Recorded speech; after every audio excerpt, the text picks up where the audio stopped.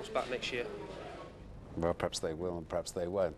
But Spurs deserve the win, Jim. Without any doubt. Tactically, they won their tackles. They ran faster. They put their bodies in where it hurt. They passed better. It was an overwhelming win. I just felt that Forest were too young on the day. They'd let the occasion get to their legs, as sometimes can happen. Happened to me once in a semi-final, that somehow your legs don't belong to you. With Crosby, I think, and Wone particularly, and that's a fifth of the outfield players when you think about it, they could hardly put a foot right from start to finish. Very unfortunate. Their day will come again, but it certainly wasn't today. And I think the old fox, Mr. Venables, something you and I listened to about their central defenders marking man to man, I think he pulled them all over the field today and left room for those balls to be slotted in. So he won a tactical battle too.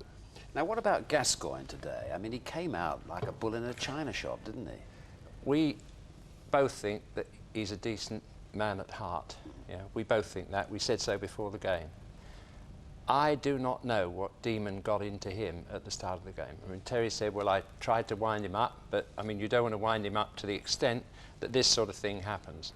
The first foul on Gary Parker, I'd like to make excuses and say he was following through with the ball, but the ball goes down and his foot goes up and straight into the middle of his chest. And most unusual, that. I mean, I've never seen that before. No, I've never seen a foul like that throughout football, but this one, in a way, was even worse. He just takes a fly kick at his shins, whack, and misses the ball. I think he had some idea of going in the direction of the ball, but quite honestly, you know, it is inexcusable. It's beyond the line over which professionals should not tread. And what happened to him? He's brought upon himself, really, by that action. He's suffered for it, hasn't it? He's suffered for it very badly. I mean, £8 million player.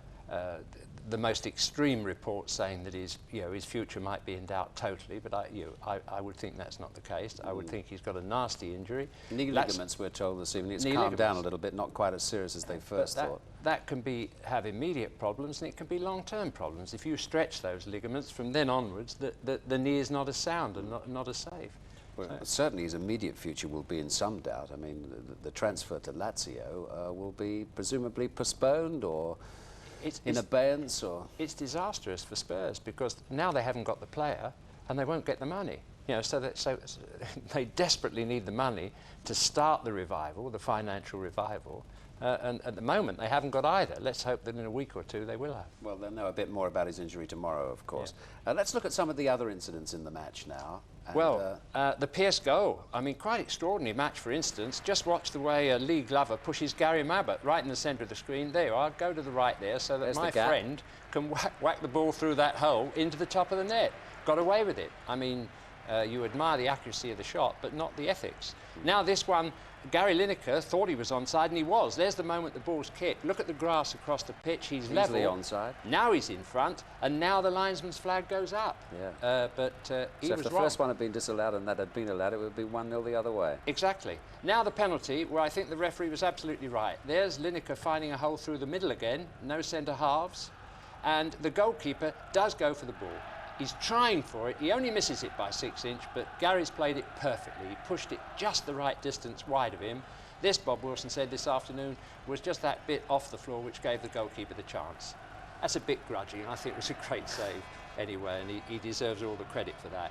Stewart's goal, the best goal of the game, really carved out by young Allen. He had a super game. Stewart, the man of the match, for you and I, Des, this afternoon, wasn't That's he? right. And just look here. He says, here's the chance to win the game. And what a beautiful shot. But there is Gary Lineker in an offside position, not given interfering. And lastly, Walker own goal. That Stewart heads it on. I think this was good defence. He beat Mabbott to it, but I think it was bad defence. Young Charles there on the line actually let it go. He was doing that. He's there to defend the goal. So I don't blame Walker to that extent, because I think he got there ahead of Mabbott. A lot of defenders would have been static, not read the flick on. Unlucky he was just unlucky he couldn't get it away. He's a great player, and he had a superb game, but one of very few good games in the Nottingham Forest team. Right. Now, before the final, it was being billed as the Gascoigne-Clough final. We've talked about Gascoigne, an unhappy day for him. It'll have ended up not a very happy day for Clough. What do you feel about Brian Clough there today? He didn't play much part during the game in any kind of way, did he? Never spoke to the players. At the end of normal time, you would have expected perhaps a manager to come down and fire up the players, give them advice, tactically or otherwise. Nothing happened. He stayed up in the stand. No. I mean, I am puzzled by that. You are puzzled by it. It is said that it's his way of managing.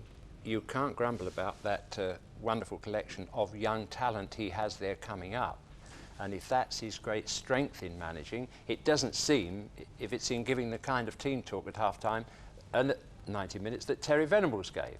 You know, we expect a manager to be in there, giving them renewed hope, picking on the odd thing that was going wrong, saying, look, don't worry about what's happening. At that time.